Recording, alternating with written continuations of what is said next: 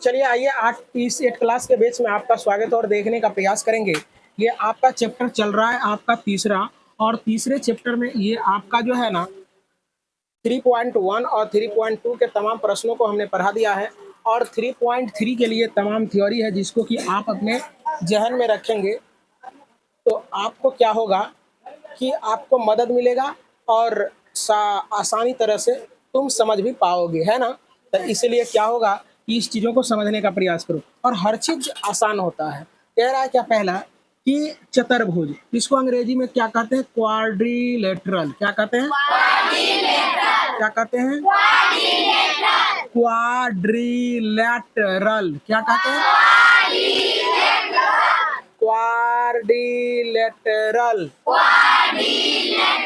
कहता है 4 सरल रेखाखंडों से घिरे समतल क्षेत्र को हम लोग क्या कहते हैं? चतुर्भुज। तो देखो 1 2 3 4 गो से घिरा हुआ है, इसको भी चतुर्भुज कहेंगे। 1 2 3 4, 4 से घिरा हुआ चतुर्भुज हो गया। 1 2 3 4 चतुर्भुज हो गया। 1 2 3 4, लेकिन सभी का मुंह कान अलग अलग है ना, इसीलिए चतुर्भुज का प्रकार हो जाता है। क्या हो जाता है? Types of quadrilateral.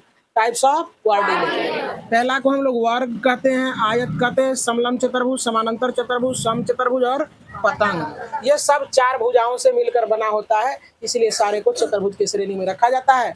लेकिन चतुर्भुज तो है, लेकिन नाम सबों का अलग अलग है। जैसे सभी लोग तो आदमी है, यहाँ बहुत सारे आदमी है, लेकिन सबका नाम अलग अलग होगा कि नहीं होगा?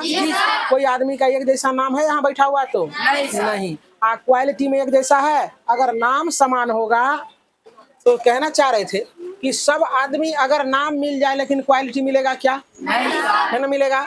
इसीलिए क्या है, यहाँ भी जब हम लोग में भिन्नता है तो इसमें भी भिन्नता होगी, इसीलिए ये चतुर्भुज का प्रकार है, भिन्न भिन्न प्रकार के चतुर्भुज है।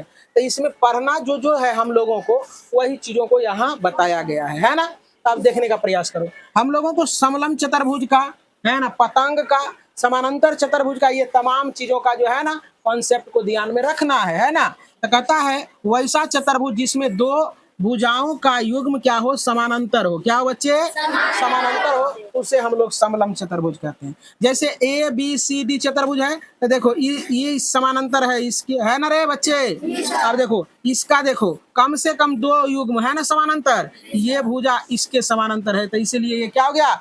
समलंब चतुर्भुज। क्या हो गया बच्चे? आप पतंग पढ़ने का प्रयास करो तो वह चतुर्भुज जिसमें 2 अलग अलग आसन भुजाओं का युग्म होता है, अलग अलग आसन भुजाओं का युग्म होता है। देखो इसका युग्म अलग है, इसका युग्म अलग है, ये थोड़ा छोटा है, तो ये दोनों का युग्म क्या है? थोड़ा बड़ा है ना। उसे हम लोग पतंग कहते हैं। क्या कहते हैं बच्चे? तो ये इसके बराबर हो जाएगा, वही चीज लिखा गया।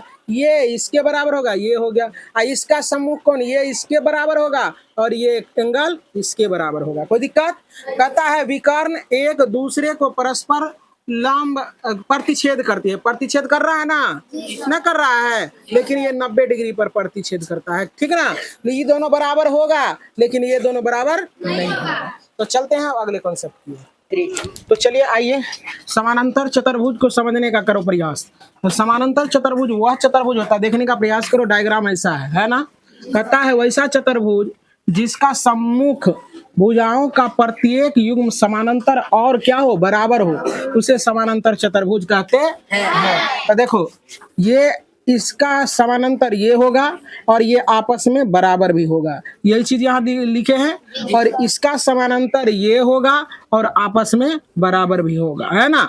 और जरा सा देखो सम्मुख एंगल, इसका सम्मुख ये यानी AC के बराबर होगा, और इसका सम्मुख ये बराबर होगा। और क्या होगा कि इसका जो है ना विकर्ण ये समद्विभाजित करता है, यानी ये ई टुकड़ा के बराबर होगा, और ये टुकड़ा इस टुकड़ा के क्या होगा? बराबर होगा। तो उम्मीद करते हैं कि ये सारे कॉन्सेप्ट समझ में आ गया होगा। अब अगले दिन हम लोग क्या करते हैं, आते हैं अब थ्योरी के साथ मिलने का प्रयास करते हैं, 3.3 के प्रश्नों को गर्दा करते हैं। तो चलिए बहुत बहुत धन्यवाद।